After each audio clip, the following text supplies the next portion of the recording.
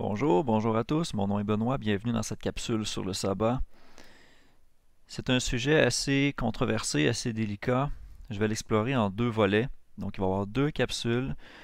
Cette capsule-ci va porter sur le sabbat avec les versets de l'Ancien Testament, et puis l'autre capsule, la capsule suivante, va porter sur le sabbat, mais dans le Nouveau Testament. Euh, donc, on va essayer d'aborder tous les principaux versets. Puis j'espère pouvoir vous faire découvrir une chose ou deux de par mes recherches que j'ai pu découvrir. Donc j'espère pouvoir vous les partager. Euh, le sabbat est vraiment un point très controversé. Souvent les chrétiens vont reconnaître presque l'ensemble des commandements, d'une manière ou d'une autre, mais ils vont mettre le sabbat de côté ou ils vont le changer, ils vont en changer la nature, ils vont l'altérer, ils vont l'annuler, ils vont le changer de jour, ils vont faire toutes sortes de choses. À nulle part dans la Bible on trouve une preuve d'une altération du sabbat. Au contraire. Tout au long des passages que je vais vous lire, qui vont provenir de l'Ancien Testament, je vais toujours essayer de vous expliquer l'esprit, l'intention derrière ces passages-là, derrière le texte. Évidemment, on va essayer de toujours garder le contexte, essayer de comprendre dans quel contexte ces choses-là ont été dites, pour qu'on puisse comprendre la leçon qu'on doit en tirer. Dans la deuxième capsule, je vais comparer tous les passages qu'on va regarder dans cette capsule-ci par rapport au témoignage de Jésus. Parce que Jésus, effectivement, a fait la loi à la perfection, il était sans péché, il a été tenté en toutes choses comme nous, mais sans commettre de péché. Il avait la même nature charnelle que nous. Il a eu la vie éternelle. Donc, on va regarder dans les agissements de Jésus, est-ce qu'il y a quelque chose qui contredit les lectures qu'on va faire dans cette capsule-ci sur le sabbat de l'Ancien Testament. Donc, si vous pouvez voir ma petite image de fond, c'est pour vous mettre un peu dans le contexte. Pour ceux qui ne savent pas l'anglais, c'est écrit « Si vous devenez fatigué, apprenez à vous reposer, non à abandonner. » Le Créateur savait que l'homme, la femme, l'humain en général, ne pouvait pas travailler constamment sans arrêt. Dans le cycle lui-même de la création, qu'on retrouve dans la Genèse, on voit très bien que le cycle de 7 jours et le 7e jour a été dédié au repos. Et Jésus, dans le Nouveau Testament, a dit que le sabbat avait été fait pour l'homme. Donc, et même le terme homme ici, parfois, dans certaines traductions, est traduit humanité. Donc, il ne s'agit pas de dire que le sabbat est pour le juif ou qu'il est pour une certaine personne en particulier, il est pour tout le monde. Vous êtes concernés comme je le suis. Alors, c'est ce que j'aimerais vous partager aujourd'hui. Donc, sans plus attendre, je vais ouvrir mon logiciel eSword dans lequel j'ai fait mes listes pour regarder les versets avec vous, pouvoir les partager. Donc, je vais aller ouvrir ça. Et je vais ouvrir ma liste de versets Sabbat Ancien Testament.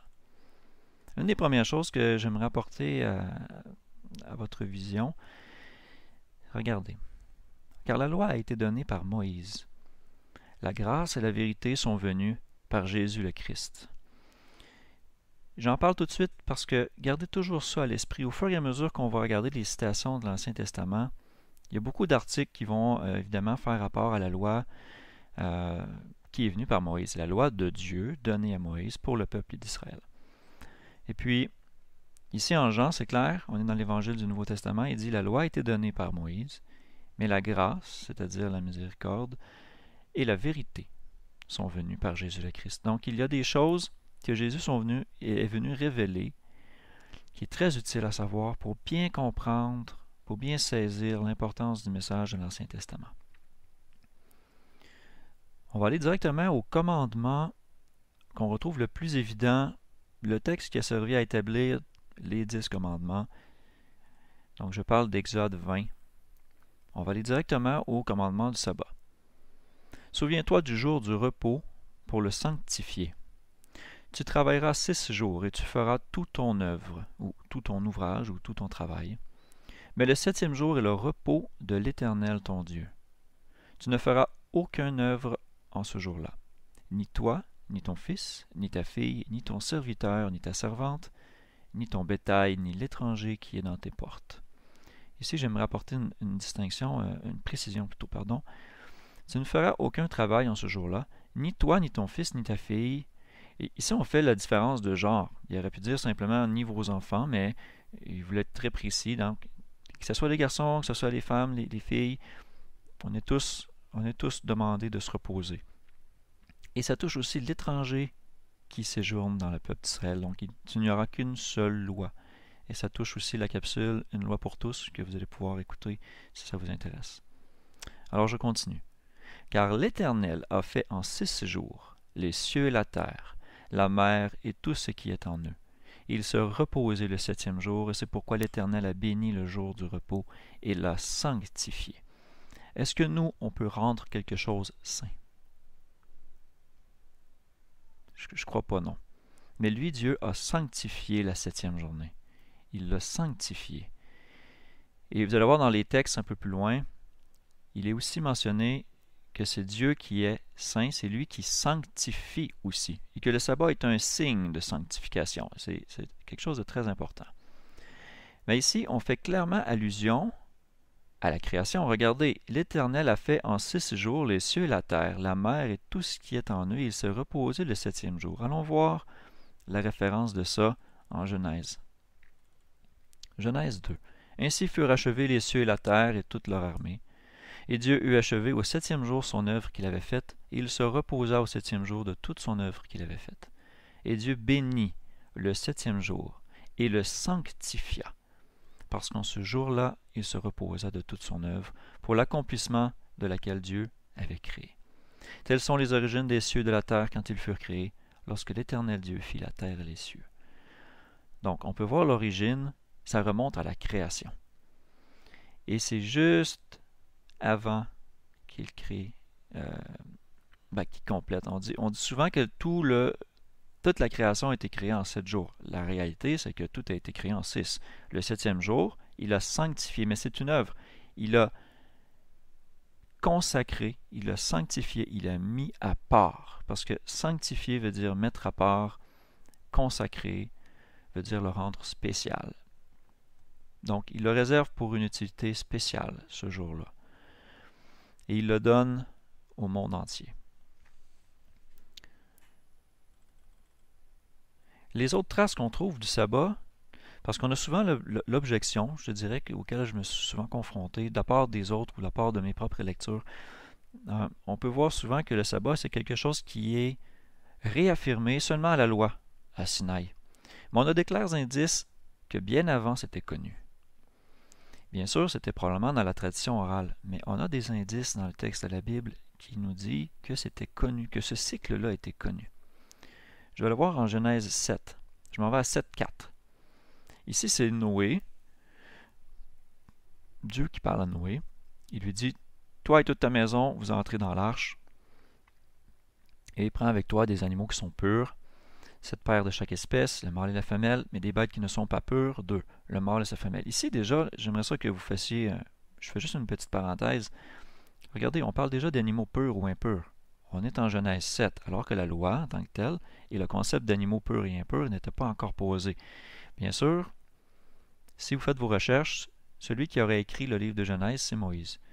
Mais si Moïse n'avait pas cru que ce concept-là était connu en Genèse, il ne l'aurait pas écrit. Il n'aurait pas eu de distinction. Mais pourtant, il y a une distinction. Ensuite, on revient au sabbat.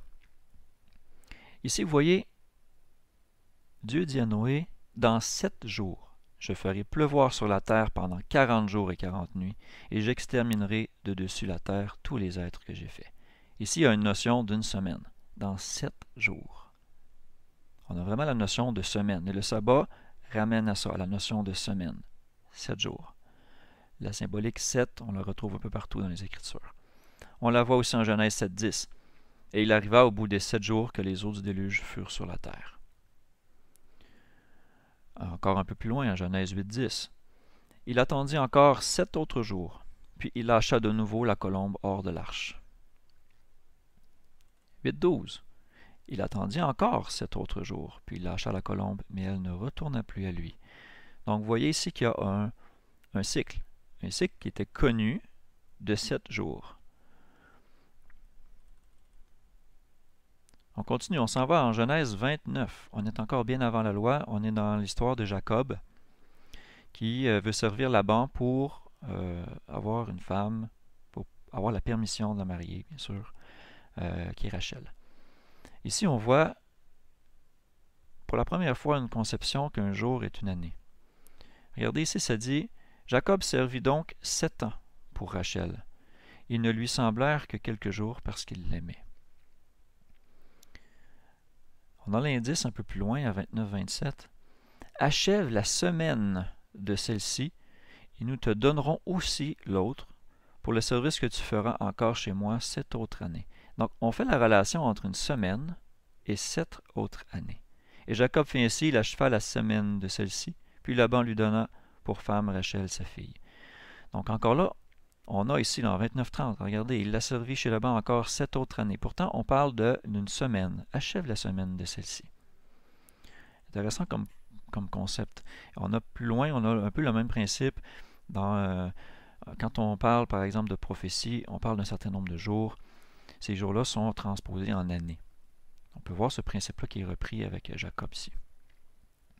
Maintenant, je vais aller en Exode 5:5. Exode 5, eh bien, après que Joseph soit rentré avec toute sa famille, avec son père et ses frères en Israël pour se sauver de la famine et tout ça, il vient un roi qui n'a pas connu Joseph et puis il met en esclavage le peuple israélite. Et puis, comme plusieurs d'entre vous peut-être le savez, mais Moïse était un prince, il était un fils d'Hébreu, et le pharaon a voulu tuer tous les enfants mâles. Alors, Moïse a été sauvé, donc il a été caché dans une mangeoire, dans un panier, pas dans une mangeoire, dans un panier, il a été mis à l'eau, et puis c'est la princesse, la fille de Pharaon, qui a trouvé l'enfant, et qui l'a adopté parce qu'elle ne pouvait pas avoir d'enfant. C'est comme ça que Moïse a grandi comme étant un prince à la cour du Pharaon. Un peu plus tard, il fait quelque chose. Il défend un Israélite. Alors il se sauve parce qu'il est accusé de meurtre et tout ça. Puis il finit par rencontrer une femme dans le désert. Dieu lui parle et tout ça. Il est renvoyé vers l'Égypte pour libérer le peuple. Et c'est dans les premiers moments où il arrive et qu'il demande à Pharaon de laisser partir son peuple. Et ici, ce que Pharaon dit, et la nature sous-jacente du texte que je vais vous montrer, sous-entend que le sabbat était déjà connu et que même Moïse cherchait à restaurer cette vérité-là dans le peuple au moment où est-ce qu'ils étaient en Égypte. Regardez, Exode 5:5. C'est la première fois que le mot sabbat est utilisé dans la Bible. Pourtant, ici, la traduction ne lui rend pas justice. Regardez, ici, ça dit « Et vous les faites chômer de leur travail. » Si je mets dans le contexte, regardez. Et le roi d'Égypte leur dit « Moïse et Aaron, pourquoi détournez-vous le peuple de son ouvrage? Allez à vos travaux. » Et Pharaon dit « Voici, le peuple du pays est maintenant en grand nombre, et vous les faites chômer de leur travail. » Je vais fermer ma petite fenêtre ici pour l'instant.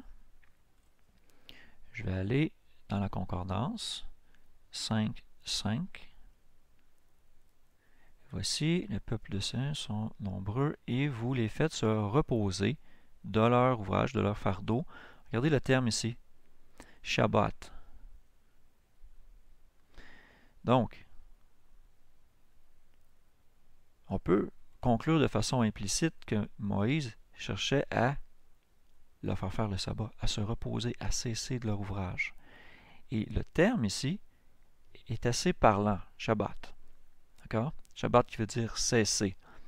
Cesser l'activité. Oui, il est parfois traduit par repos, mais ici, clairement, le mot hébreu est Shabbat. Donc,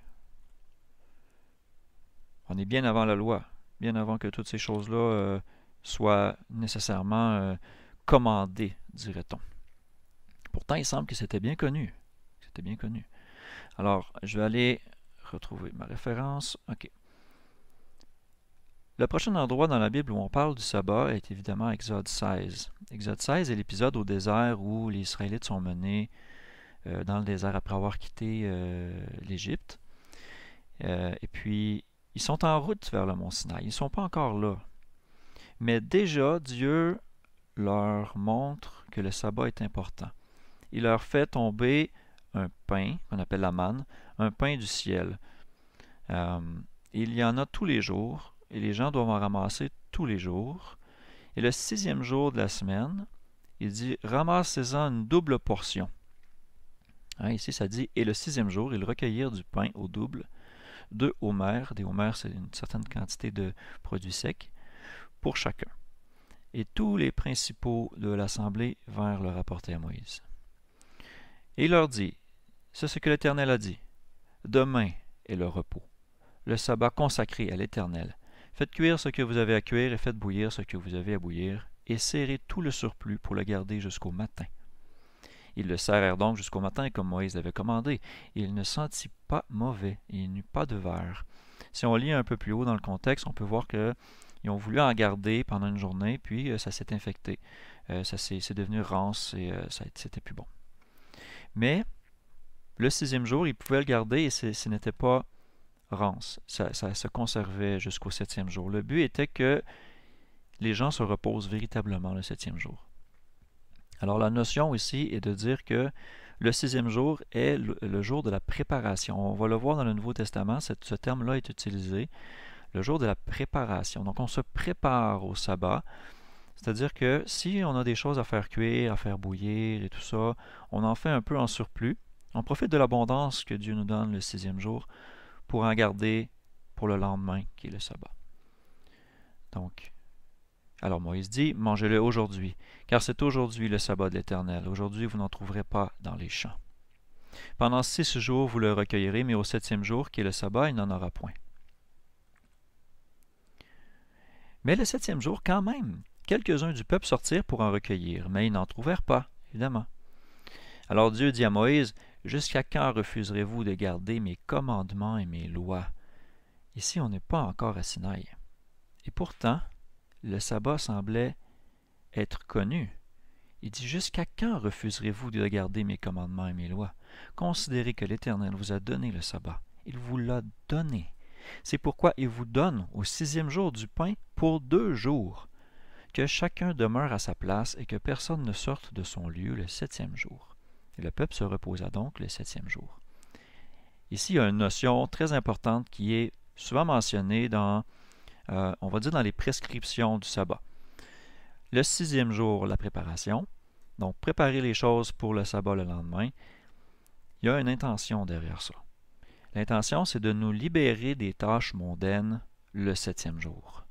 Donc, c'est de pouvoir nous donner du temps et de pouvoir nous concentrer sur le culte à Dieu. Donc, de s'occuper de ces choses-là qui sont un peu accessoires. Vous allez me dire, bon, c'est accessoire de manger? Non, pas vraiment. Il y a des conditions de survie particulières qui peuvent être appliquées. Mais, dans le cas démontré ici, il leur disait, faites des provisions le 6e jour, je vous en donne assez pour que vous puissiez comprendre que le 7e jour, c'est une journée de repos. Si on fait de la popote toute la journée ou qu'on doit subvenir à nos besoins alimentaires toute la journée, le 7e jour, on ne consacre pas la journée à Dieu. On est passé à s'occuper de notre popote puis de nos affaires, de notre cuisine. Et dans notre contexte actuel, ça paraît peut-être pas tant que ça, parce qu'on peut allumer la cuisinière, on a du feu instantanément. On peut mettre des choses au micro-ondes, ça se réchauffe très facilement. Mais dans le temps, faire un feu et préparer la nourriture, ça prend des heures. Donc, on déjeune le matin, ça prend des heures. Ensuite, on dîne, ça prend des heures. Et on soupe, ça prend des heures. Alors, toute cette dynamique-là, on peut bien sûr restreindre les repas. Il y a certaines personnes qui vont jeûner le jour du sabbat, mais c'est pas ça que ça dit, là. Ici, il ne faut pas pousser l'interprétation trop loin. Donc, ça dit vraiment bien de préparer notre journée de sabbat, de le prévoir à l'avance le 6e jour. Autre chose qui est dit ici. Tout de suite après avoir un peu rebuté, je pourrais dire, chicané, « Jusqu'à quand refuserez-vous de garder mes commandements et mes lois? » Immédiatement, il dit, « Considérez que l'Éternel vous a donné le sabbat, c'est pourquoi il vous donne au 6e jour du pain pour 2 jours. » Deuxième chose ici que je vais adresser, que chacun demeure à sa place et que personne ne sorte de son lieu le 7e jour. Ici, souvent, ceux qui vont avoir des arguments contre le sabbat vont dire, oui, mais regarde, le sabbat, tu ne peux même plus sortir de chez vous. Tu ne peux même pas sortir de chez toi. Que tout le monde demeure à sa place, que personne ne sorte de son lieu le 7e jour. Regardez, quelle est l'intention ici? Ici, c'était des vrais enfants là, qui ne comprenaient pas du tout ce qu'on tentait de leur expliquer. Si vos enfants sont désobéissants, vous allez alourdir les règles, dans le sens que vous allez être strict pour qu'ils comprennent le message. Une fois qu'ils comprennent le message, vous allez alléger un peu pour conserver l'esprit du sabbat. Dans tous les autres versets qu'on va voir, vous allez voir que ce n'est pas contradictoire avec ça, ni dans le Nouveau Testament. En fait, on pouvait sortir de chez soi. On ne sortait pas, par exemple, de la ville. Ou si on sortait de la ville, c'était dans le champ immédiat, là, dans, je pourrais dire, une circonférence assez restreinte, et c'était défini pour pas que ça soit trop pénible. Donc, c'est vraiment, il faut conserver l'esprit de pourquoi le sabbat a été donné, pourquoi ces règles-là ont été données. Donc, il disait là, c'est assez. Que chacun demeure à sa place, que personne ne sorte de son lieu le septième jour. C'est parce qu'il y en avait qui avaient désobéi. Il y en a qui, le septième jour, malgré le fait que ça avait été bien expliqué, avaient quand même choisi de sortir puis d'aller ramasser du pain, alors qu'il n'y en avait pas. Alors, il vous a dit, il a dit que chacun demeure à sa place. Et vous allez voir la cohérence avec les autres textes. Mais ça fait partie d'un des critères, on pourrait dire, une des recommandations ou un des ordres qui sont attachés nécessairement au sabbat. J'espère que j'ai quand même bien pu l'expliquer pour que vous puissiez le comprendre. Donc l'Exode 16, ensuite on s'en va en Exode 23. Évidemment, il y a beaucoup de répétitions. Vous allez voir au travers des versets, là, il y a beaucoup de répétitions. En Exode 23, c'est une continuité de différentes lois qui sont énumérées après Sinaï. Donc il répète ici. Il dit 6 jours durant, tu feras ton ouvrage. Mais au septième jour, tu te reposeras, afin que ton bœuf et ton âne se reposent, et que le fils de ta servante et l'étranger reprennent des forces. Et là, il y a plusieurs autres lois et prescriptions qui suivent. Les fêtes, la fête de la moisson, les fêtes des pains sans levain, ces choses-là. Mais le sabbat ici est listé au travers de ces choses-là. On va commencer à tomber un peu plus dans la signification et l'attachement, je pourrais dire, qu'est-ce que représente le sabbat. Regardez ici. Dieu parle à Moïse en disant « Et toi parle aux enfants d'Israël et dis, seulement vous observerez mes sabbats, car c'est un signe entre moi et vous dans toutes vos générations, afin qu'on sache que c'est moi, l'Éternel, qui vous sanctifie. Observez donc le sabbat. » Observer veut dire le garder, veut dire le faire, veut dire le mettre en pratique. C'est ça que ça veut dire. Car c'est pour vous un jour saint. Ceux qui le profaneront seront punis de mort. Si quelqu'un a fait une œuvre, ou une œuvre en voulant dire un travail servile, du commerce, un travail rémunérateur dans le sens pour mon propre gain à moi, pour mes nécessités, tout ça, en ce jour, cette personne-là sera retranchée du milieu de ses peuples, ou de son peuple. Et il répète encore, il dit, on travaillera pendant 6 jours, mais au septième jour, ce sera le sabbat du repos, consacré à Dieu. Quiconque fera un travail, une œuvre, le jour du sabbat, sera puni de mort. Bien sûr, ici, si on lit simplement le texte pour lire le texte et qu'on regarde la traduction « une œuvre », on peut croire que il ne faut absolument pas que je fasse rien. Il faut que je reste chez moi dans le noir, puis il ne faut pas que je fasse absolument rien. Il ne faut pas que je sorte, il ne faut pas que je dise rien. C'est pas du tout ça l'esprit du sabbat. Et Jésus l'a prouvé aussi, qu'on va voir dans la capsule du Nouveau Testament. Mais ici, juste pour un but de comparaison, je vais ouvrir la comparaison pour voir les différentes traductions de œuvre. La Louis II va dire celui qui fera un quelque ouvrage ce jour-là. La Osterval dit œuvre. La Darby dit œuvre. Le texte grec, je vais le passer. Et la Roi Jacques, King James, dit travail.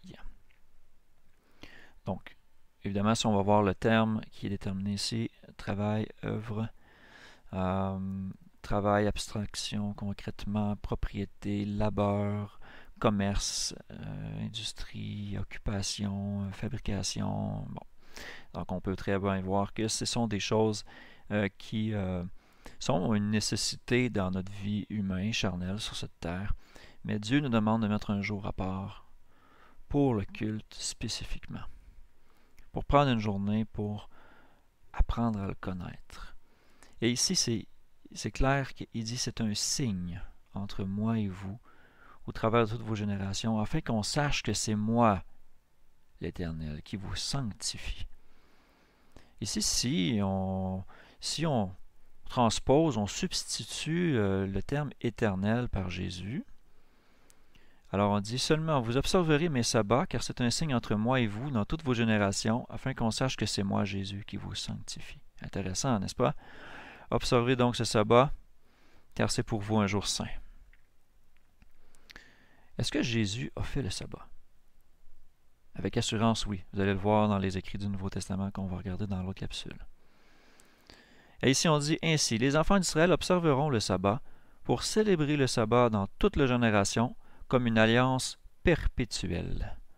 C'est un signe entre moi et les enfants d'Israël à perpétuité, car l'Éternel a fait en 6 jours les cieux et la terre, mais au 7e jour il a cessé, il s'est reposé. Ici, regardez, on fait encore l'allusion à la création. L'Éternel a fait en 6 jours les cieux et la terre.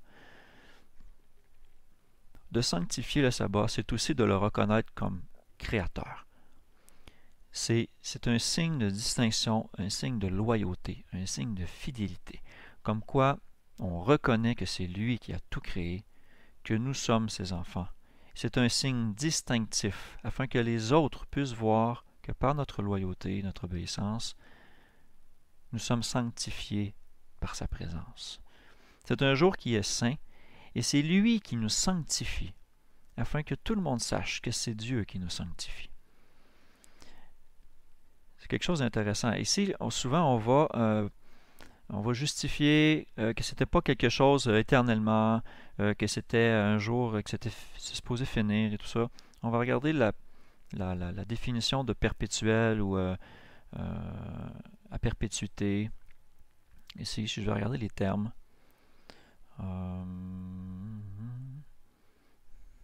Perpetual Covenant. Olam.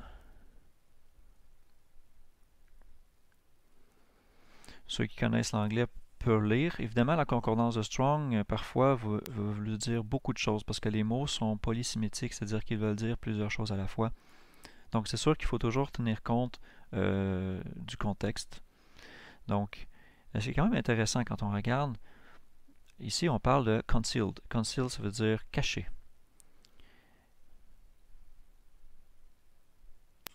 En dehors du temps, présent ou futur, qui est pratiquement l'éternité.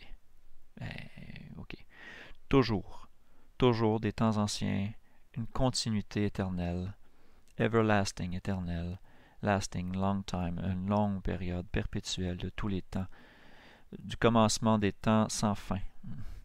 Écoutez, moi ce que je lis de la concordance, ça correspond à d'autres passages qu'on va voir, comme en Isaïe 66, comme à d'autres endroits. Ici, je regarde. Ici, le terme est pour toujours. Et c'est le même mot. H5769, ici, c'est le même mot. Donc, on l'a adapté pour un besoin de compréhension du texte, mais c'est le même mot. C'est perpétuel, à perpétuité ou éternellement. C'est intéressant. OK. Donc, on reprend la lecture des versets. Donc, j'étais à Exode 31. Allons voir un petit peu plus loin. OK. Exode 34, 21. On répète encore, beaucoup de répétitions, parfois avec des petits détails. C'est ça qu'on va aller chercher, les petits détails. Regardez, tu travailleras 6 jours, mais au 7e jour, tu te reposeras. Tu te reposeras même au temps du labourage et de la moisson. C'est-à-dire que malgré l'urgence de dire « Ah oui, mais il faut absolument que je récolte, là, prends une journée. » Une journée, écoute, moi je ne suis pas cultivateur, je ne sais pas jusqu'à quel point une journée peut faire une différence, mais je vois dans la parole de Dieu et je sais que historiquement, les nations qui ont observé le sabbat n'ont jamais manqué de quoi que ce soit dans leur récolte. Donc, de dire « Ah non, c'est une absolue nécessité, il faudrait absolument moissonner », je ne crois pas que c'est un argument valide. Et ici, la parole le confirme. Même au temps du labour ou de la moisson, tu vas faire le sabbat. Donc, évidemment, ça implique qu'on ne fait pas de moisson, on ne fait pas de récolte, on ne sème pas non plus. Semer littéralement un champ la journée du sabbat. Exode 35, 2. Encore. On travaillera pendant 6 jours, Mais le septième jour sera pour vous une chose sainte, le sabbat du repos consacré à l'Éternel. Quiconque travaillera en ce jour-là sera puni de mort. Il y a des péchés qu'on peut lire dans l'Ancien Testament qui ne sont pas punis de mort. Tout péché est une offense, d'une certaine manière. Il y a des choses qui sont des impuretés, qui n'ont pas nécessairement de sacrifice ou de peine de mort. Quand il y a un sacrifice de sang, on peut clairement identifier la nature du péché parce qu'on a besoin d'un sang pour la rédemption. On a besoin d'un sang, on a besoin de la vie d'un animal pour obtenir le pardon. Ici, sera puni de mort. C'est vrai aussi pour l'adultère. C'est vrai aussi pour les meurtriers. C'est vrai aussi pour les idolâtres. C'est vrai pour tout un paquet de choses dont la Bible dit « vous mériterez la mort ». Maintenant, dans l'Ancien Testament, il y avait des prescriptions pour dire que c'était les gens eux-mêmes qui devaient apporter la mort à ces gens-là, par lapidation et ces autres principes-là. Dans le Nouveau Testament, on voit que ça s'est précisé dans son aspect spirituel. On peut voir que c'est Dieu qui se venge. C'est lui qui va donner la rétribution. C'est lui qui va donner la récompense, à la fois pour le péché comme pour la droiture et la justice. Donc, Jésus lui-même a dit, ne craignez pas ceux des hommes, ceux du monde, qui tuent le corps, mais qui ne peuvent tuer l'esprit. Craignez plutôt celui qui a le pouvoir de jeter le corps et l'esprit dans le feu. Donc, évidemment, il parlait de son Père, il parlait de Dieu, qui a le pouvoir de détruire. Ici, il y a un autre détail qui est souvent mal compris. On voit ici, vous n'allumerez pas de feu dans aucune de vos demeures le jour du sabbat. Si on prend le verset d'une façon très littérale, comme même le font les Juifs encore aujourd'hui, n'allumez pas de feu dans aucune de vos demeures le jour du sabbat. Ça veut dire que si je suis dans une contrée froide où j'ai besoin de faire un feu pour ma survie, c'est le sabbat, je ne peux pas faire de feu, je vais mourir de froid. Je ne suis pas sûr que c'est ce que Dieu veut. Et dans les principes du Nouveau Testament, c'est très bien illustré. Maintenant, le but ici, et on peut faire le lien avec un homme qui est sorti pour aller chercher du bois, pour faire un feu, pour faire la cuisine, a été puni de mort parce qu'il a profané le sabbat. Donc, ça va rechercher encore cette idée-là. Vous n'allumerez pas de feu dans aucune de vos demeures. Les Juifs vont jusqu'à pousser à l'extrême en disant, mais si je me sers de l'électricité le jour du sabbat, l'électricité, il y a des étincelles. C'est une image d'énergie, c'est une image du feu. Donc, allumer une lumière, par exemple, c'est comme allumer un feu. C'est l'équivalent de ce qu'il faisait dans le temps s'il voulait s'éclairer, par exemple. Il disait, on va allumer un feu, on va allumer une bougie, on va pouvoir s'éclairer. Voyons, vraiment. On va essayer de rester quand même cohérent au contexte. Nulle part, mais absolument nulle part, il y a de telle mention dans la Bible. De dire, tu n'allumeras pas une bougie, là, tu ne feras absolument rien de tout ça, tu n'allumeras pas de feu. Il faut vraiment bien comprendre le contexte de cette phrase-là pour pouvoir l'appliquer correctement. Et c'est une erreur que beaucoup font quand ils vont s'opposer au sabbat, puis aux pratiques. Ils vont dire, ouais, mais vous interprétez, regardez, c'est écrit ça. Puis si tu es supposé pratiquer le sabbat, tu n'es pas supposé faire de feu, aucun feu. S'il vous plaît, regardez. Il y a plusieurs choses qui sont commandées et qui sont restreintes. Il faut comprendre l'esprit derrière le sabbat. Il faut comprendre que le sabbat a été donné à l'homme pour une raison. Et c'est en regardant les exceptions qui sont dans la loi, ne pas oublier que la loi a été donnée à cause des transgressions. C'est la même chose dans notre société actuelle. Pourquoi il y a autant de lois? Pourquoi il y a autant de petits articles de loi?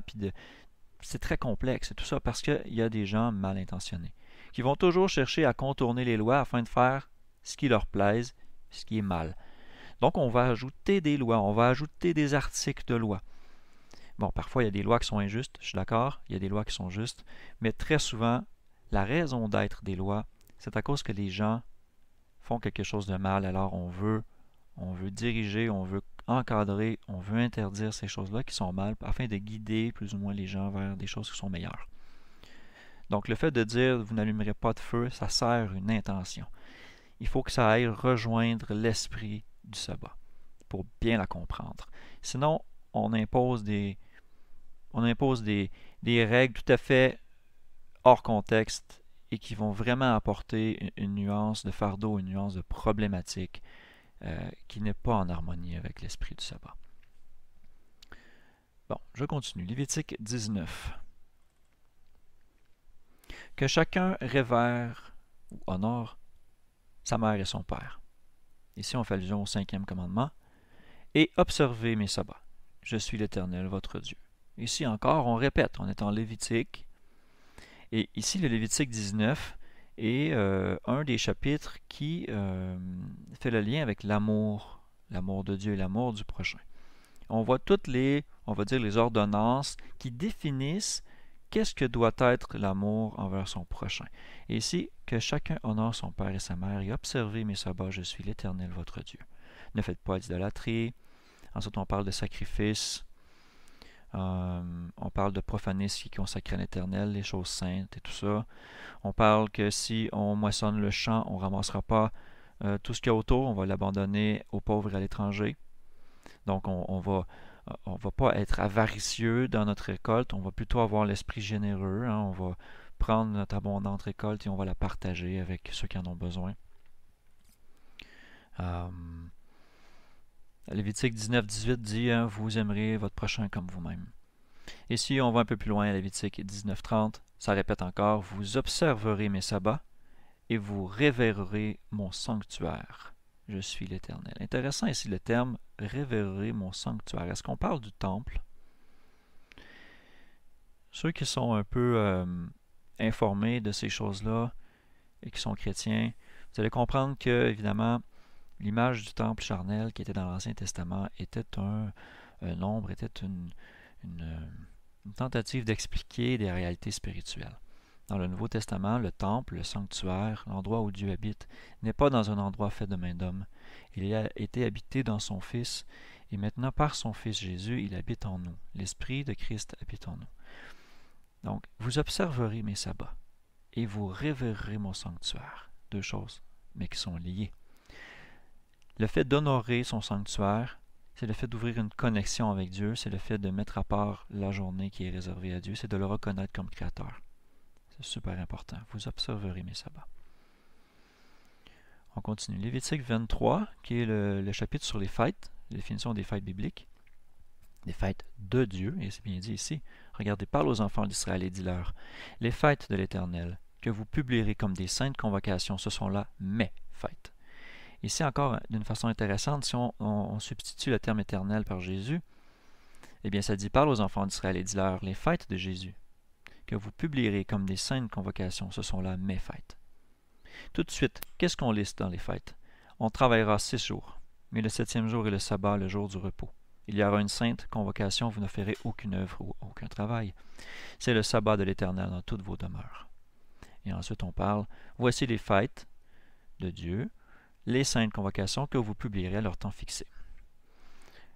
Je vais rentrer un peu plus en détail dans les fêtes et ces choses-là dans une autre capsule, mais pour ça, avant, il faut vraiment bien parler du calendrier et de la façon dont on calculait les jours. Comme par exemple, le premier mois, le 14e jour du mois. Ici, là, clairement, en Lévitique, le calendrier grégorien n'existait pas. Donc, il va falloir regarder ça. C'est une grosse étude, mais je vais essayer de vous la résumer le plus possible dans une autre capsule. Donc ici, le but est encore là, de ramener le focus sur le sabbat. Vous voyez comment c'est répété? C'est vraiment répété souvent. Lévitique 26.2. On répète encore. Vous observerez mes sabbats et vous révérerez mon sanctuaire, je suis l'Éternel. Si vous marchez dans mes statuts et si vous gardez mes commandements et si vous les pratiquez, je vous donnerai les pluies dans leur saison, la terre produira ses produits et les arbres des champs donneront leurs fruits. Partout dans les histoires bibliques, quand on voyait qu'il y avait de l'abondance, qu'il y avait une récompense, qu'il y avait de la pluie, ces choses-là, et quand il y avait des sécheresses, c'était des signes qu'on plaisait à Dieu ou non. C'était aussi des promesses, des malédictions, en fait, si on obéissait ou on désobéissait. C'est ce qu'on appelle en fait la malédiction de la loi, qu'on voit dans le Deutéronome 28, qui pourra faire sujet d'une autre capsule, mais je crois qu'on va pouvoir l'aborder aussi dans les points controversés, parce qu'il y a un point en Galates qui fait allusion à ça. D'accord, allons en Nombre 15, 32. C'est ici le lien avec vous ne ferez pas de feu que je vous avais fait regarder.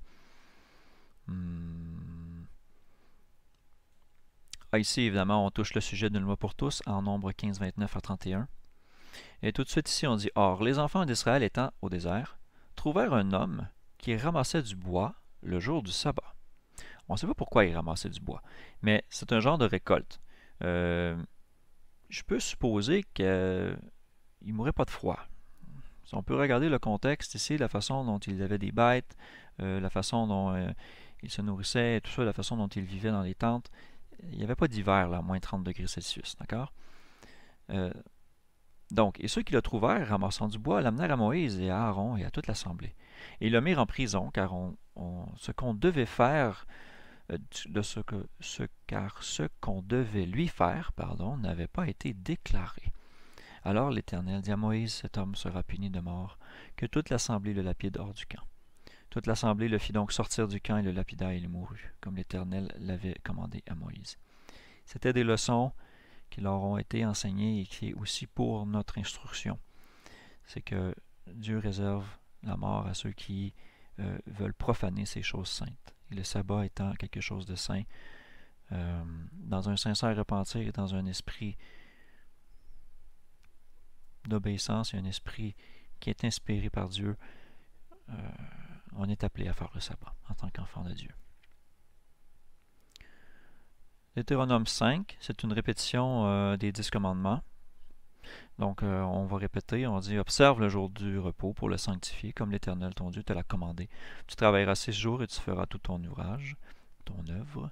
Mais le 7e jour est le repos de l'Éternel ton Dieu. Tu ne feras aucune œuvre en ce jour-là. » Et on répète « Ni toi, ni ton fils, ni ta fille, ni ton serviteur, ni ta servante, ni ton bœuf, ni ton âne, ni aucune de tes bêtes, ni ton étranger qui est dans tes portes, afin que ton serviteur et ta servante se reposent comme toi. » Les journées de sabbat aussi, on faisait des sacrifices, on faisait des lectures de la loi, on faisait des méditations et ces choses-là pour que les gens, pour que l'étranger, pour que les servants, les enfants, que tout le monde puisse se reposer de leur labeur physique et qu'ils puissent se concentrer sur les choses spirituelles, sur la volonté de Dieu.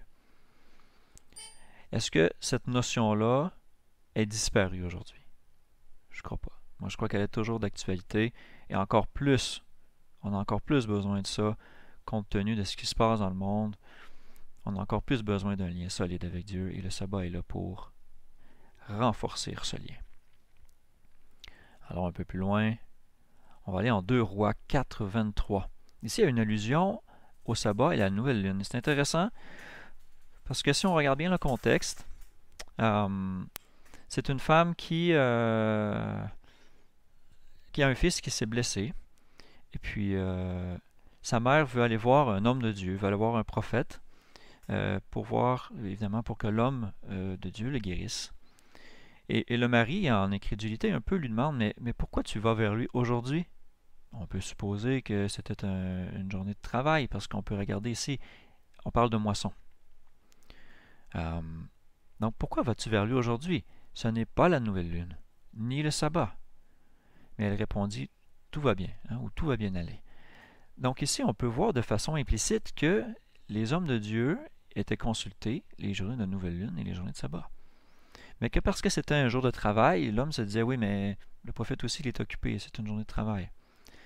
Mais il lui dit, ça va bien aller, il va m'accueillir. Et on voit dans le reste du narratif qu'effectivement, le prophète l'accueille et lui donne un traitement pour la guérir. Donc c'est intéressant de voir. Ici, c'est la première allusion que j'ai dans les versets que je vous partage sur la nouvelle lune. Mais la nouvelle lune était une journée de culte qui était très semblable au sabbat. Ce sera abordé complètement dans une autre capsule. On parle principalement des sabbats. En Néhémie 10. Néhémie, après la destruction de Jérusalem par Babylone et après l'exil, Néhémie est un prophète qui a voulu reconstruire les murs, restaurer la ville afin que les Israélites retournent à leur ville. Et puis, au travers de tout ça, au travers de l'exil qui a duré longtemps, ils ont perdu les textes, ils ont perdu les lois et ces choses-là. Et puis, ils ont redécouvert des manuscrits et puis ils en ont refait la lecture. On le voit aussi en Esdras. Et puis, ils ont réappris, ils ont remis en application les textes. Et c'est intéressant parce qu'ici, on voit la notion de porter un fardeau. On voit la notion de ne pas sortir, ne pas s'éloigner de son lieu et ces choses-là dans une application plus concrète. Ce qui est intéressant. Donc ici, il dit « Et ne prendre rien au jour du sabbat, ni dans un autre jour consacré, des peuples du pays qui apportent des marchandises et toutes sortes de denrées le jour du sabbat, pour les vendre. Donc le commerce, c'est une occupation, c'est un travail, c'est une rémunération, et c'est des fardeaux à porter. On va aller chercher je ne sais pas combien de dizaines de poches de riz, on va les transporter, on va faire travailler notre âne, notre bœuf à la charrette, nos serviteurs et tout ça. Donc lui il disait, n'achetez rien, ne prenez aucun fardeau au jour du sabbat.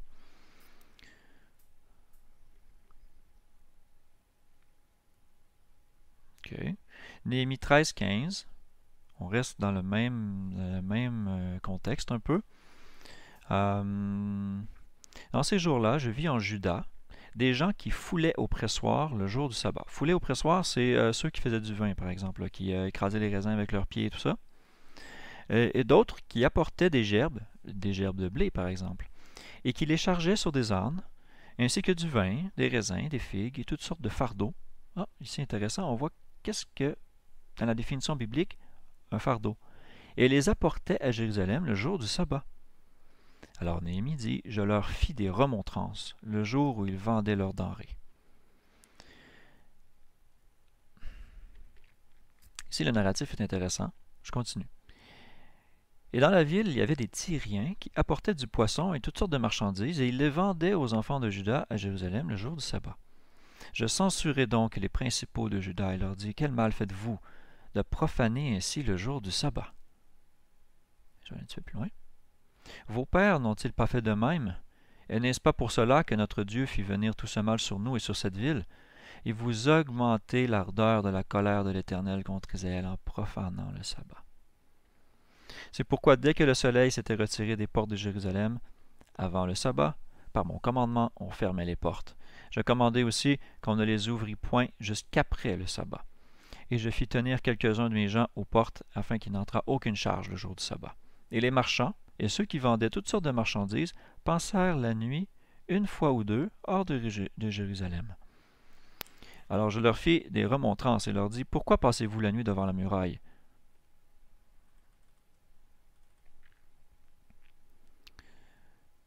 Si vous y retournez, je mettrai la main sur vous. Depuis ce temps-là, ils ne vinrent plus le jour du sabbat. Je dis aussi aux Lévites de se purifier et de venir garder les portes, pour sanctifier le jour du sabbat. Ô mon Dieu, souviens-toi de moi à cet égard, et me pardonne selon la grandeur de ta miséricorde. Donc ici, on peut très bien voir, je fais un parallèle, là immédiatement, mais que je vais essayer de refaire dans la capsule du Nouveau Testament. Il y a un jour de sabbat où Jésus guérit quelqu'un, il lui dit, prends ton lit, puis retourne chez toi, va-t'en. Alors les pharisiens voient cet homme-là porter son lit, il dit, mais pourquoi tu portes des fardeaux? Pourquoi tu portes ton lit? Qui t'a dit de le faire? Tu profanes le sabbat. Est-ce que c'est de ce genre de fardeau-là qu'on parlait? Regardez les textes. On parle de fardeau qui implique le travail. On parle de fardeau qui implique des marchandises, du commerce, le transport de marchandises, de faire travailler des serviteurs, de faire travailler d'autres personnes pour nous, de faire travailler des animaux. C'est de ces choses-là qu'on parle. Mais Jésus n'avait commis aucune faute et n'avait forcé cet homme-là à ne faire aucune faute non plus en lui disant « Prends ton lit et retourne chez toi ». Il se servait plutôt de lui comme d'un témoignage. Mais les pharisiens, eux, dans leur esprit strict de l'observance de la lettre, n'ont pas compris l'intention du sabbat et c'est ce que Jésus essaie de venir restaurer. Ensuite, on va aller en Amos, où on a une confirmation là, de cet aspect du commerce. Amos 8.5. Écoutez ceci, 8.4, je commence toujours un verset ou deux avant. Écoutez ceci, vous qui dévorez les pauvres et qui faites périr les misérables du pays, et qui dites, quand la nouvelle lune sera-t-elle passée, pour que nous vendions le blé, et le sabbat, pour que nous ouvrions les greniers, en diminuant l'épha, en augmentant le cycle, et en faussant la balance pour tromper. L'épha et le cycle, ce sont des mesures, des quantités d'argent aussi. Donc, ces gens-là disaient, en plus de profaner le sabbat, se plaignaient des opportunités de commerce ratées parce que les nouvelles lunes, il n'y avait pas de commerce et que le sabbat, il n'y avait pas de commerce. Et ils disaient, un peu comme pour se venger, on dirait, on va diminuer, on va falsifier les balances, on va en vendre moins, puis on va avoir plus d'argent et ces choses-là. afin que nous achèterions les misérables pour de l'argent et le pauvre pour une paire de souliers, et que nous vendrons la criblure du froment. La criblure, c'est le mauvais blé, c'est tout ce qui est peut-être de mauvaise qualité ou encore en train de moisir, des choses comme ça. Donc ici, on regarde le message pour ce qu'il veut dire, mais on peut comprendre aussi l'implication. On peut comprendre l'allusion à l'esprit du sabbat par rapport à ça. Ce qui est intéressant. Ésaïe 56.2. Je vais lire 56.1. Ainsi a dit l'Éternel, observez ce qui est droit et pratiquez ce qui est juste, car mon salut est près de venir et ma justice d'être manifestée.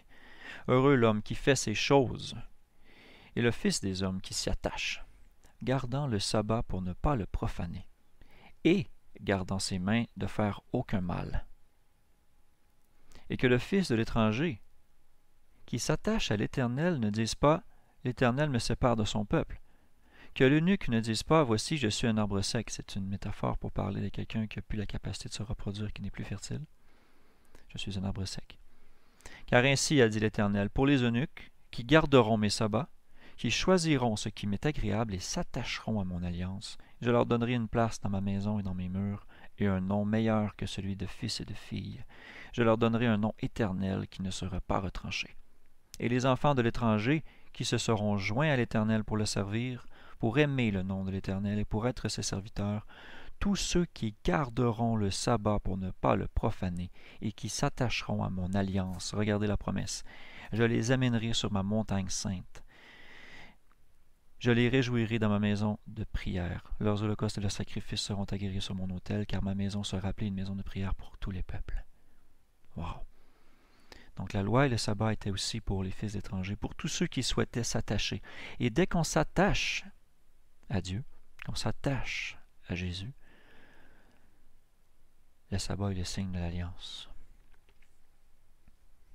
Intéressant. On va à Isaïe 58. Isaïe 58 est un des chapitres qui parle du sabbat et qui fait un lien très clair avec aussi avec l'héritage et avec le royaume et le royaume de justice. Et c'est malheureusement aussi la phrase ici, le verset qui est utilisé, en fait qui renseigne sur l'état dont beaucoup de congrégations, beaucoup de gens dans lequel ils sont, l'état dans lequel ils sont. Car jour après jour, ils me cherchent, ils veulent connaître mes voies. Comme une nation, comme un peuple, qui aurait pratiqué la justice, la droiture, et n'aurait pas abandonné la loi de son Dieu. Ils me demandent des jugements justes et ils veulent s'approcher de Dieu. Donc, le contexte, ce sont des gens qui disent être le peuple de Dieu, qui disent vouloir le connaître. Et Dieu lui-même, il dit, comme si vous étiez juste, comme si vous n'aviez pas abandonné ma loi. Vous demandez des jugements justes, vous demandez de vous approcher de moi, mais vous avez abandonné ma loi. Là, on parle de différentes lois au travers de ça. Et on en vient à la fin. Si tu retiens ton pied au jour du sabbat, pour ne pas faire ta volonté dans mon saint jour, si tu appelles le sabbat tes délices et honorable, ce qui est consacré à l'Éternel. Le sabbat, on l'a vu dans les autres textes, il a consacré. Donc si toi tu appelles ce jour-là honorable, ce que Dieu lui-même a consacré, si tu appelles le sabbat tes délices, si tu l'honores en gardant le sabbat, plutôt que de suivre tes propres voies, de faire ta volonté ou de dire tes propres paroles ou de dire des paroles vaines, alors tu trouveras des délices en l'Éternel. Je te ferai passer par-dessus les hauteurs du pays, je te nourrirai de l'héritage de Jacob ton père, car la bouche de l'Éternel a parlé. Ici, c'est une métaphore, le verset 14, qui promet l'héritage, qui promet l'abondance, qui promet le royaume, qui promet la vie éternelle. En fait, c'est une comparaison tout à fait juste. Et ici, il y a aussi une concordance, une relation à dire, regardez, les tiens rebâtiront les antiques ruines. Tu relèveras les fondations des anciens âges, on t'appellera le réparateur des brèches, le restaurateur des chemins, qui rend le pays habitable. Ici, Isaïe fait une comparaison, et dans d'autres textes, il est clairement dit que Dieu va faire oublier le sabbat, va faire oublier les fêtes, parce qu'il est fâché, parce que son peuple profane ces choses saintes. Ils ont profané le sabbat et toutes ces choses-là. Et puis, encore beaucoup aujourd'hui, les gens n'en tiennent pas compte de cette journée sainte qui est le sabbat. Toutes les leçons spirituelles qu'elle comporte, et les apprentissages qu'on peut y faire, la relation qu'on peut bâtir avec Dieu. Bien sûr, on a une relation avec Dieu tous les jours, mais le sabbat est un jour qui est consacré, qui est mis à part. Qui on est, nous, pour dire que tous les jours se ressemblent ou sont communs? Qui on est, nous, pour dire que je vais choisir le jour que je vais faire le sabbat? C'est Dieu qui décide, c'est lui qui l'a consacré, c'est son jour saint. Et c'était prophétisé que ces choses-là seraient détruites, comme la ville de Jérusalem a été détruite à cause de sa désobéissance. Mais il est aussi prophétisé que des gens vont restaurer ces vérités-là. Alors ici, il dit, les tiens rebâtiront des antiques ruines. Tu relèveras les fondations des anciens âges et on t'appellera le réparateur des brèches, le restaurateur des chemins. Bien sûr, ici, on fait référence à Christ également. Il est venu, il a restauré les fondations, il a remis les choses à leur place. Il a aboli les traditions et les commandements d'hommes, les choses inutiles qui étaient un fardeau pour tout le monde. Et il est revenu à l'essentiel de la volonté de Dieu et il l'a fait, et il l'a prouvé, et il nous l'a montré, il est notre exemple. Et nous sommes aussi appelés à réparer les brèches, à restaurer les fondations et à montrer la voie qui est Christ. Et ici, on voit la définition des choses qu'on doit faire dans le sabbat. Retenir notre pied pour ne pas faire notre propre volonté, donc faire la volonté de Dieu. Qu'est-ce que faire la volonté de Dieu? Si tu appelles le sabbat tes délices, si tu prends plaisir dans le sabbat. Il y a des gens qui vont faire le sabbat, mais ils n'en prennent pas plaisir. Ils vont dire, c'est une journée lourde, c'est plate, il me semble que je ferais tellement mieux de faire autre chose. Puis là, ils vont regarder dehors, puis ils vont, je pourrais faire ça, il me semble que je pourrais semer, là, je perds mon temps aujourd'hui à faire le sabbat. Oublie ça. Même si tu essaies de garder le sabbat avec cette attitude-là, ton cœur n'est pas converti, tu n'as pas compris l'esprit, l'intention du sabbat. Et même si tu veux garder la lettre de la loi, en disant je vais me forcer à faire le sabbat, c'est la volonté de Dieu, ça ne marchera pas. Dieu va voir dans ton cœur, puis il va voir que c'est pas honnête, que c'est hypocrite en fait. Et tu vas avoir la récompense des pensées de ton cœur. Il faut vraiment bien comprendre l'esprit et l'intention de Dieu dans le sabbat qui a été donné à l'homme. Si tu appelles le sabbat tes délices et honorable, c'est consacré à l'Éternel. Si tu l'honores plutôt que de suivre tes voies, ça veut dire, cesser mes voies, cesser mes ouvrages, cesser de vouloir faire ma volonté la journée de sabbat et faire la volonté de Dieu. De cesser de parler de toutes sortes de choses mondaines, de parler de toutes sortes de préoccupations, de politique, de toutes sortes de choses qui, en fin de compte, n'est pas si important que ça. Ils peuvent être certes intéressantes à certains moments, dépendamment des contextes, des situations, mais dans la journée du sabbat, ces choses-là n'ont pas d'importance. C'est la parole de Dieu qui est importante, c'est la volonté de Dieu qui est importante, de communiquer, d'évangéliser, d'enseigner, de méditer la parole. Ces choses-là sont importantes. De s'abstenir de son propre ouvrage. Voilà. On saute à Isaïe 66. Le dernier chapitre d'Isaïe montre bien que il y a toute une série d'événements dans lesquels on parle des temps de la fin. Et ici, il y a une allusion très intéressante qui dit « Car, comme les cieux nouveaux et la terre nouvelle que je vais créer subsisteront devant moi. » Subsisteront, ça veut dire vont pouvoir durer éternellement. Pardon. « Ainsi subsisteront votre race et votre nom. Et de mois en mois, et de sabbat en sabbat, toute chair viendra se prosterner devant moi, dit l'Éternel. » Regardez ici, je vais ouvrir la version, là je suis dans l'Osterval, je vais ouvrir la comparaison pour que vous puissiez voir. Ici, ok, je vais revenir, mon point était ici. Parce que le 66, Isaïe 66, 22, comme les nouveaux cieux et la nouvelle terre que je vais créer subsisteront devant moi, ça fait une allusion directe à lorsque le monde sera détruit et recréé une nouvelle, comme on le voit en Apocalypse 21, 22. Comme on le voit dans les paroles de Christ quand il dit « Ne croyez pas que je suis venu pour abolir la loi et les prophètes. Je ne suis pas venu pour abolir ou détruire, je suis venu pour accomplir. » Tant et aussi longtemps que le ciel et la terre ne passeront pas, il ne passera pas de la loi un seul iota ou un seul trait de lettre jusqu'à ce que tout soit accompli, réalisé, fait, rendu à complétion. Et ça fait une allusion directe ici à la fin des temps. À ce que je sache, le ciel n'a pas encore passé en fracas, la terre n'a pas été recréée. Donc le sabbat est encore en vigueur. Donc, je voulais comparer ici ici ça dit de mois en mois. Mais regardez les autres traductions, de nouvelle lune en nouvelle lune. À chaque nouvelle lune et à chaque sabbat. La King James va dire from one new moon to another, and from one Sabbath to another. Donc, d'une nouvelle lune à une autre et d'un sabbat à l'autre. Ici, on peut voir le terme Kodesh qui veut dire le nouveau mois, par implication, la nouvelle lune. La nouvelle lune étant le premier jour du mois. Donc, Ésaïe ici dit qu'à la fin des temps,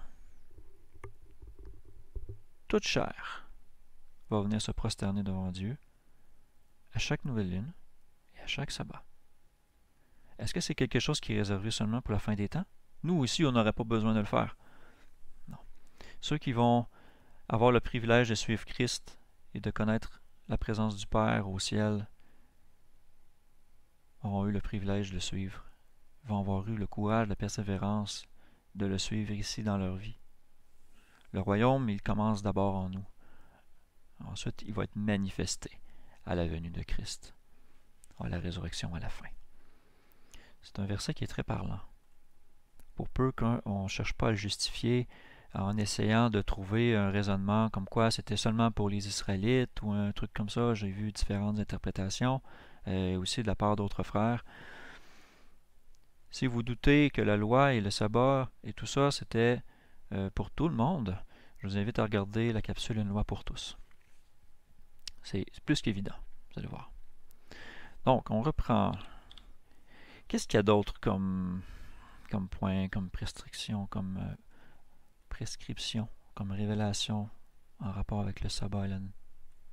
On va regarder ça. En Ézéchiel 46.1, ici on a une phrase d'Ézéchiel qui dit « Ainsi a dit le Seigneur l'Éternel, la porte du parvis intérieur, celle qui regarde l'Orient, sera fermée les 6 jours ouvriers, mais elle sera ouverte le jour du sabbat.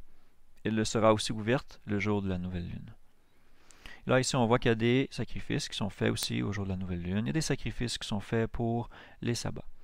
Ce qui est intéressant ici, c'est qu'on voit que le cœur, pas nécessairement le Saint des Saints, mais le cœur du temple, l'accès au temple est ouvert pour tout le peuple du pays. Regardez, le peuple du pays se prosternera devant l'Éternel à l'entrée de cette porte, au sabbat et aux nouvelles lunes.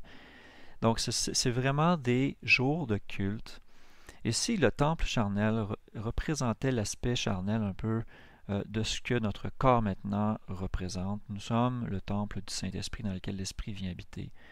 Alors encore plus prouve par ce fait que notre culte doit être ouvert vers Dieu les journées de sabbat. Jérémie 17. Jérémie et Néhémie sont reliés un peu dans le sens du contexte, c'est-à-dire qu'encore là, c'était dans le temps où la menace de destruction de Jérusalem planait et que Jérémie, par exemple, exhortait à se repentir du péché et tout ça. Et alors il leur disait, il dit leur, écoutez la parole de l'Éternel, roi de Juda et tout Juda, et vous tous, habitants de Jérusalem, qui entrez par ses portes. Ainsi a dit l'Éternel, prenez garde à vos âmes. Ne portez aucun fardeau le jour du sabbat. Maintenant, vous savez de quoi qu'on parle quand on parle de fardeau.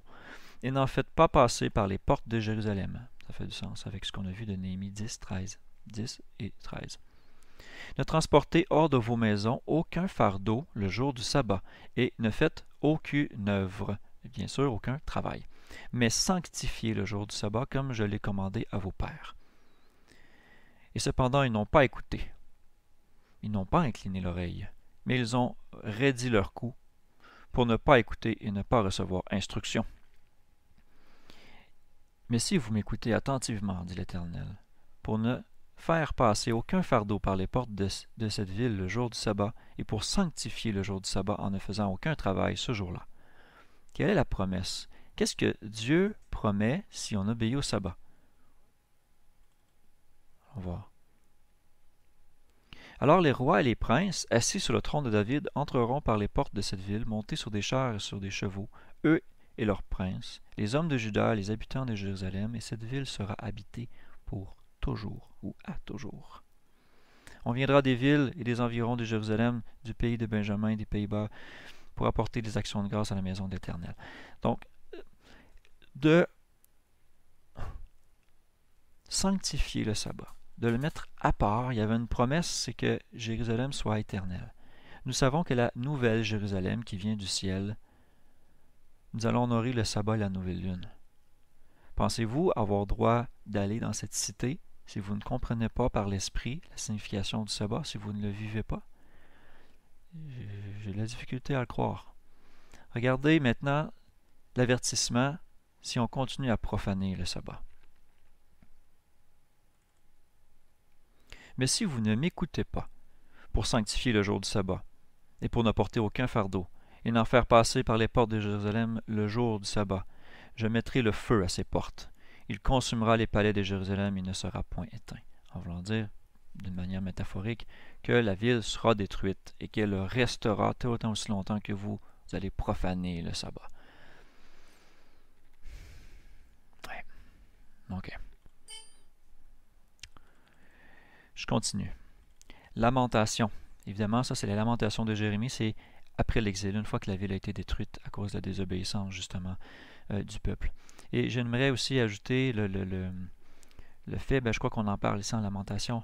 D'accord, je vais retenir mon commentaire. Le Seigneur a été comme un ennemi. Il a détruit Israël. Il a détruit tous ses palais. Il a ruiné toutes ses forteresses. Il a multiplié chez le fils de Juda les gémissements et les plaintes. Il a ravagé son enclos comme un jardin. Il a détruit le lieu de son assemblée. Ça, c'est un peu plus clair. Il a détruit son temple. L'Éternel a fait oublier dans Sion la fête solennelle et le sabbat. Et dans l'indignation de sa colère, il a rejeté le roi et le sacrificateur.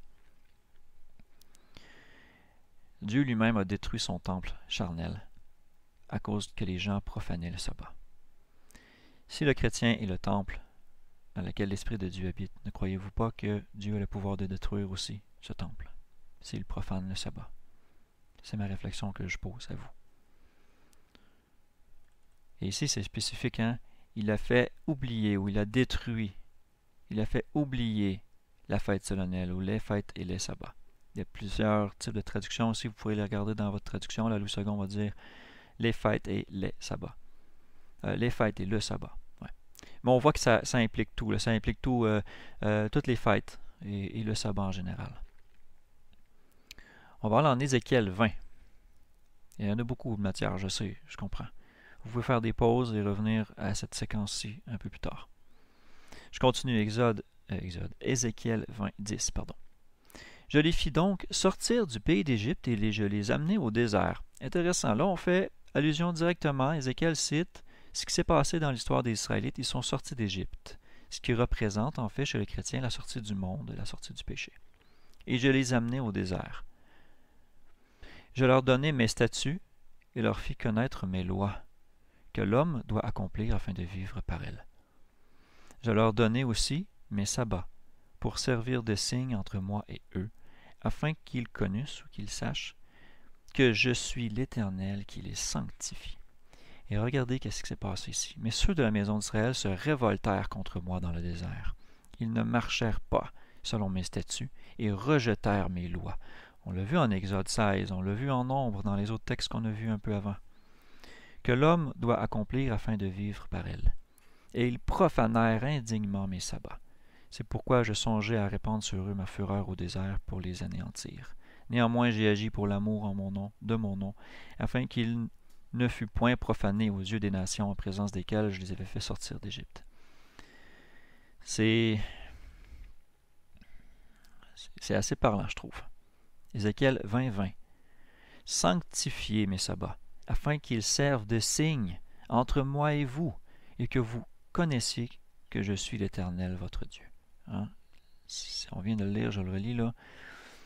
Mais c'est ça. Ça fait une allusion directe aux gens quand ils étaient dans le désert, et puis qu'ils désobéissaient au sabbat, et ça fait un lien directement à Hébreux 3 et 4. C'est un lien direct.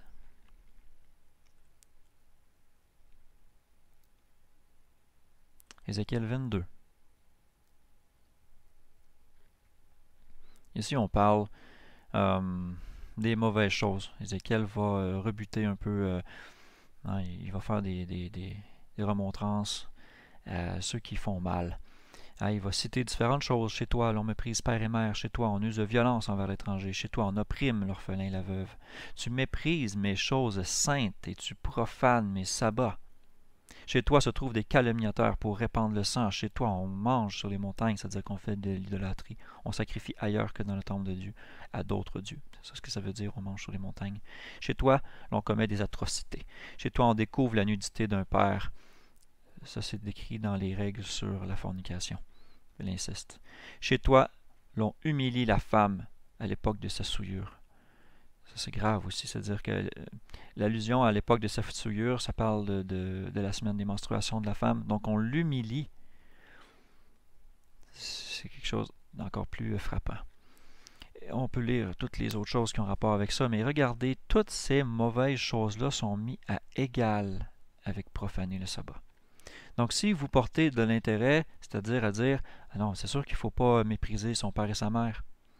C'est sûr qu'il ne faut pas traiter de violence envers l'étranger. Il ne faut pas opprimer l'orphelin et la veuve.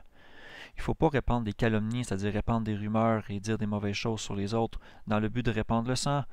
Il ne faut pas faire l'idolâtrie, commettre des atrocités, découvrir la nudité, faire la provocation, la fornication, pardon, humilier les autres, se livrer à des abominations avec la femme de son prochain, l'inceste et toutes ces choses-là. Ben, il faut que tu fasses le sabbat aussi. Il ne faut pas que tu profanes le sabbat. Regardez, c'est mis d'égal à égal avec tout le reste. On ne peut pas dire toutes ces choses-là sont importantes, mais le sabbat, lui, il a changé complètement de nature. On va le sortir du texte puis on va le retirer parce que ça fait mon affaire, parce que je trouve que c'est quelque chose qui est compliqué à faire. C'est un peu la réaction, le commentaire que les gens ont. C'est compliqué, c'est dur, c'est quelque chose de charnel en fait. Vous allez me dire que l'adultère, c'est pas charnel, que la fornication, c'est pas charnel, que le meurtre, c'est pas charnel. Bien sûr, ce sont tous des choses charnelles qui ont des implications spirituelles, comme le sabbat. Le sabbat a des implications charnelles et il y a des implications spirituelles. Il y a une signification, il y a une intention. Il faut bien comprendre. Je m'en vais à Ézéchiel 22, 26, parce qu'il y a un verset en particulier qui fait le lien avec un verset du Nouveau Testament que j'apprécie beaucoup. Donc ici, regardez. Après avoir s'être plaint de toutes ces choses-là, il dit ces sacrificateurs, donc des gens qui sont dévoués au culte de Dieu, violent ma loi et ils profanent mes choses saintes. Ils ne distinguent pas entre ce qui est saint et ce qui est profane. Discerner entre le bien et le mal, c'est quelque chose par lequel on doit pouvoir le faire par la loi, entre autres choses. Et ici, il accuse les sacrificateurs, des gens qui sont proches de Dieu, qui sont supposés connaître la volonté de Dieu, de profaner ces choses saintes et de violer la loi. Ils ne distinguent pas entre ce qui est saint et ce qui est profane. Ils ne font pas connaître la différence entre ce qui est souillé et ce qui est pur. Et ils ferment les yeux sur mes sabbats, et je suis profané au milieu d'eux. Je vais aller tout de suite à l'autre verset. C'est dans 1 Pierre 2. Et il parle à des païens convertis. Il dit, mais vous êtes la race élue, la sacrificature royale, la nation sainte, le peuple acquis, pour annoncer les vertus de celui qui vous a appelé des ténèbres à sa merveilleuse lumière. Vous qui autrefois n'étiez pas un peuple, mais qui êtes maintenant le peuple de Dieu. Vous qui n'aviez pas obtenu miséricorde, mais qui maintenant avez obtenu miséricorde. Est-ce que vous voyez ici? Il appelle, et certaines traductions ici vont dire, mais vous êtes la race élue, un peuple de sacrificateurs. Regardez la liaison avec Ézéchiel 22, 26. Les sacrificateurs violent la loi et profanent mes choses saintes. Ils ferment mes yeux sur mes sabbats, et je suis profané au milieu d'eux. Donc si on est sacrificateur, si on est au culte de Dieu, si on est pour désirer son approche, on doit connaître la loi de Dieu, on doit l'honorer, et on doit consacrer et sanctifier le sabbat comme Dieu le sanctifie, parce que c'est ce qu'il souhaite pour nous. Je peux pas. Je finis avec ça. Je finis avec un passage de Michée. Regardez, il arrivera au dernier jour que la montagne de la maison de l'Éternel. La montagne, souvent, c'est vu comme un symbole de puissance, un royaume. Que la montagne de la maison de l'Éternel sera établie au-dessus des montagnes, et elle s'élèvera par-dessus les collines, et les peuples y afflueront. Dans mon image à moi, on parle de la Nouvelle Jérusalem. Et des nations nombreuses iront et diront, venez, et montons à la montagne de l'Éternel et à la maison du Dieu de Jacob. Il nous instruira dans ses voies, et nous marcherons dans ses sentiers, car la loi sortira de Sion, et la parole de l'Éternel de Jérusalem. Ici, on peut faire le parallèle. La parole de Dieu, c'est qui? C'est Jésus. La loi sortira de Sion, et la parole de l'Éternel. Il jugera entre des peuples nombreux. Il sera l'arbitre de nations puissantes jusqu'aux pays lointains. C'est intéressant. La loi sortira de Sion. Quand tous les peuples marchent, chacun au nom de son Dieu, nous marcherons au nom de l'Éternel, notre Dieu, toujours et à perpétuité. Comme le sabbat était pour durer éternellement. Ensuite, je m'en vais à Malachie, qui est une prophétie de la fin des temps. Si on lit le début de Malachie, je crois que c'est dans 4, j'ai inclus Malachie 3 pour le contexte. Alors ceux qui craignent l'Éternel se sont parlé l'un à l'autre, et l'Éternel fut attentif, et il écouta. Et un mémoire fut écrit devant lui, pour ceux qui craignent l'Éternel et qui pensent à son nom. Et je vais faire une autre petite capsule, elle va être relativement petite, qui va toucher ce sujet-là. Un mémoire fut écrit devant lui. On fait plusieurs fois allusion à un livre de la vie dans lequel les noms sont écrits, un livre dans lequel les mauvaises choses sont écrites par lesquelles on va être jugé. Il y a un registre, c'est une image qui peut être donnée pour qu'on puisse comprendre dans nos esprits humains, avec notre compréhension, qu'on puisse comprendre les réalités spirituelles. Mais il y a une mémoire qui est inscrite de tout ce qu'on fait, autant dans notre cœur que dans nos actions.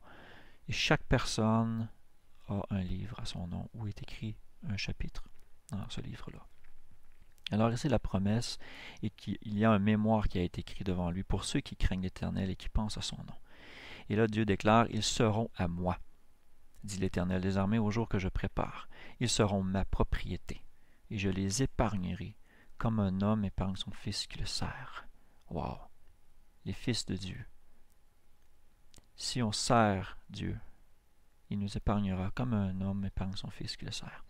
Et vous verrez de nouveau la différence qu'il y a entre le juste et le méchant, entre celui qui sert Dieu et celui qui ne le sert pas. Intéressant. Et tout de suite après, le prochain chapitre, il parle de la fin, au moment où ça va arriver. Regardez, car voici le jour vient, ardent comme un four. Tous les orgueilleux, c'est la contraire de l'humilité. Ce sont des gens qui ne veulent pas se repentir, qui ne veulent pas obéir, qui sont rebelles, qui ont le cou raide, à l'image de ceux qui sont dans le désert, qui sont tombés dans le désert. Et tous ceux qui commettent la méchanceté. Aussi, je crois que le terme pourrait être l'iniquité. Il faudrait que je regarde la racine du mot. Seront comme du chaume. Et ce jour qui vient les embrasera, a dit l'Éternel des armées, et ne leur laissera ni racine ni rameau. Mais pour vous qui craignez mon nom, se lèvera le soleil de justice, et la santé sera dans ses rayons, et vous sortirez bondirez comme les veaux d'une étable. Évidemment, c'est une image ici. Et vous foulerez les méchants, car ils seront comme de la cendre sous la plante de vos pieds au jour que je prépare. On parle directement de la fin des temps. Et tout de suite ici, qu'est-ce qui vient à l'esprit de Malachie, inspiré par l'Esprit? Il dit, souvenez-vous de la loi de Moïse, mon serviteur, auquel je prescrivis en Horeb pour tout Israël des préceptes et des ordonnances. Et voici, je vais vous envoyer Élie, le prophète, avant que le jour grand et redoutable de l'Éternel vienne. Ici, au temps où Malachie a écrit ça, Élie, il est parti, il est monté au ciel. Et on le voit dans la Transfiguration, dans un des chapitres de l'Évangile avec Jésus. Jésus parle avec Moïse et Élie. Et on voit aussi que Jean-Baptiste est associé à Élie, comme quoi il avait l'esprit d'Élie. Il annonce Jésus. Ainsi va naître dans la fin des temps, il va y avoir un Élie, un prophète qui va venir et qui va annoncer ces choses-là. Il va nous envoyer un ou des personnes ayant l'esprit d'Élie qui vont représenter un peu le même message avant la seconde venue de Christ. Et il ramènera le cœur des pères vers les enfants et le cœur des enfants vers leurs pères, de peur que je ne vienne et que je ne frappe la terre d'interdit. Frapper la terre d'interdit, vous pouvez aller voir un des premiers chapitres qui en parle, c'est la guerre à Jéricho, en Josué 6. Ça va vous donner une idée de ce que ça veut dire. Ici, je trouve le parallèle très intéressant. C'est dur à expliquer dans un sens où oh non, on n'a pas besoin de faire le sabbat, ou oh non, la loi elle est plus bonne, c'est la loi de Moïse, maintenant c'est la loi de Christ. Vous pouvez aller tout voir ces choses-là dans les autres capsules. Dans la capsule La foi ou la loi, dans la capsule Quelle loi, et dans lequel je passe ces versets-là d'une manière un peu plus détaillée. Pour moi, j'ai fait le tour de ce qui touche les principaux critères, de ce qui s'attache ou ce qui peut expliquer le sabbat dans l'Ancien Testament. J'espère que vous avez appris des choses. J'espère que ça a pu éclairer votre lanterne sur certaines choses par rapport au sabbat. Si ça a provoqué des questions, je vous invite à prier et à étudier. Nous, ça fait plusieurs années qu'on pratique le sabbat, et on sait que c'est une grande bénédiction. Donc, je vais en reparler un peu plus dans le sabbat du Nouveau Testament, à savoir, est-ce que c'est en harmonie avec l'Ancien Testament? Ça devrait l'être. Ou est-ce que ça le contredit? Et si ça semble contredire, est-ce que c'est nous qui avons pas mal compris? Donc, merci. Merci de m'avoir écouté. Merci d'avoir été présent. Si vous avez des commentaires, vous pouvez les laisser tant que c'est constructif et que ça sert à l'édification de plein de personnes. Si vous avez des passages que vous appréciez particulièrement concernant le sabbat, je vous invite à les mettre dans les commentaires en dessous. Que Dieu vous bénisse tous. Je vous souhaite la meilleure des journées. Soyez bénis. À bientôt.